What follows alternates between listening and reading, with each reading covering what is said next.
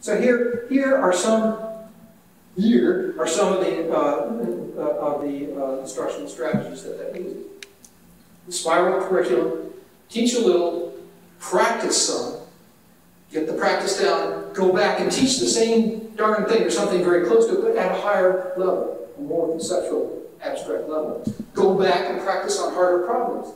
Go around like that, and of course, you go back to the original thing. You're gradually, spreading out into new areas. So it's a spiral curriculum.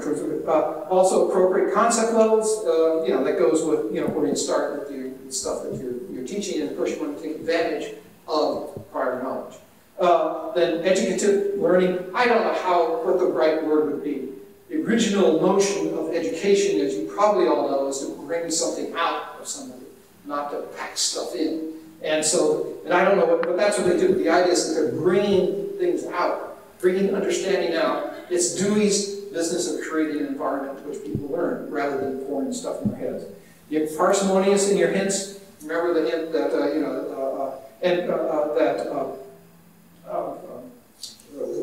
John C. Brown gave. He didn't say, here's how to solve the problem, or even here's how to hint the problem. It says, I'm going to ask you some questions about how QE is shorted, etc.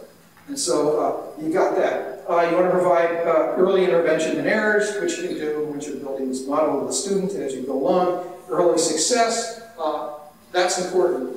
The kids who are using this tutor love it, and they have these videotapes of them.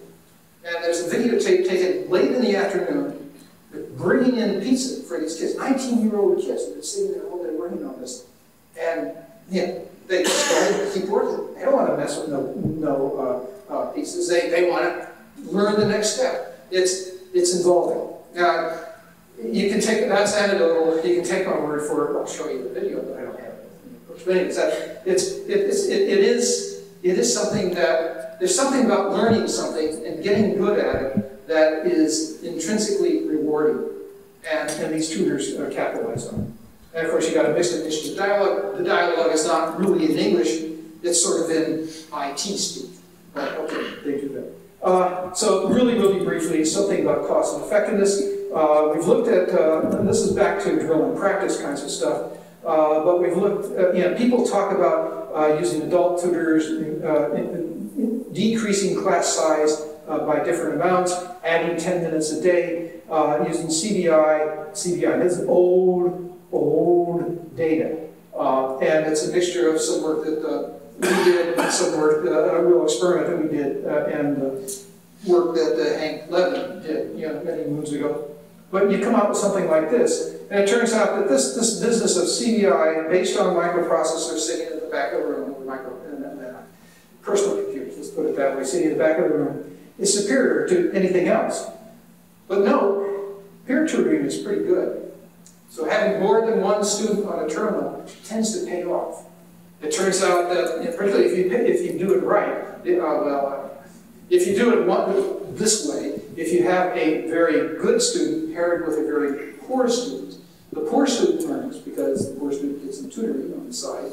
The good student learns because the good student gains more insight into the material because they've got to explain it to somebody who didn't catch on quite that quickly. So it's and there's no reason why you can't put a couple of students on a single terminal rather than just one. And yeah, I don't know how this mixes in with individualization. Sorry, I can only carry this stuff so far.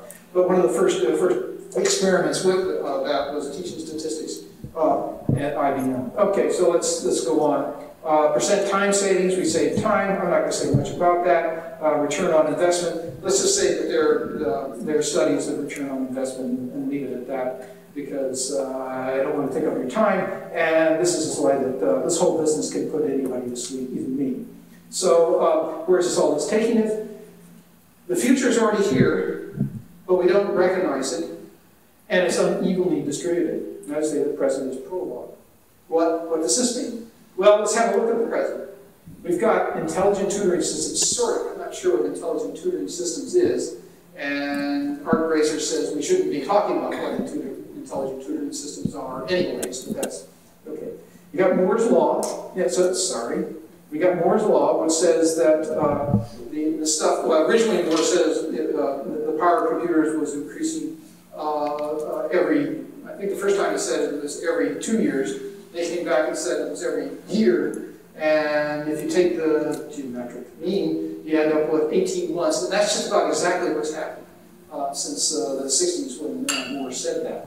So we're chugging right along. And that's why did continue. They had a survey of IEEE fellows who then said, these guys have been elected, folks who have been elected fellows of the IEEE, and they said, it's going to continue at least for another 10 years, and probably more. And then you've got the global information grid. I'm going to get this down sooner or later. So you've got the global information grid, otherwise known as the web. Natural language interaction, a lot of stuff going on. And then of course down here you got handheld computers. They're in your hands. Pretty soon you could be wearing them. In some cases it could be implanting them. The less said about that, the better. Anyway, so here we are. Individualized learning on demand. That's what we're talking about. And what are we getting on demand? We're getting a conversation. I don't know enough of the answer to ask the right question, but let's get started. And it works. So that's what we're getting. All these, individuals can use it by themselves. They can use it in groups. You can use it for performance aiding as well, for solving problems.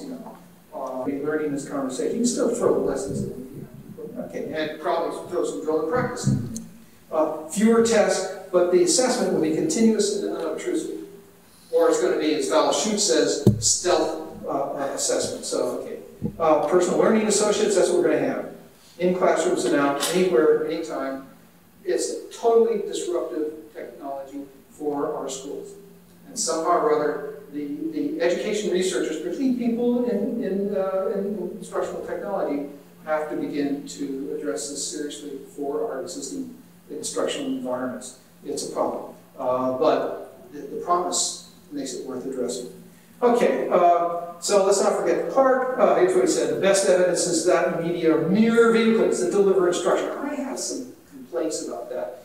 But that aside, he is right, because it's what you do with what you got that counts. That's the quote from a Walt Disney movie many, many years ago, and it was sung by an owl, and I'll move right along from that. So, in conclusion, this may look familiar to you. Okay, there's an individualization imperative. Computer-assisted instruction can make it affordable. It can reduce blah, blah, blah. We got some data on that. It is only affordable, it's the only affordable alternative for meeting the individualization imperative. Which is kind of a strong statement, but there it is. And we should take advantage of this opportunity. Now, I've listed I've set a bunch of references, so if you want them, they're all tacked into this silly briefing. And, I don't know if you can distribute it, or if you want it, send me a note and I'll give it to you.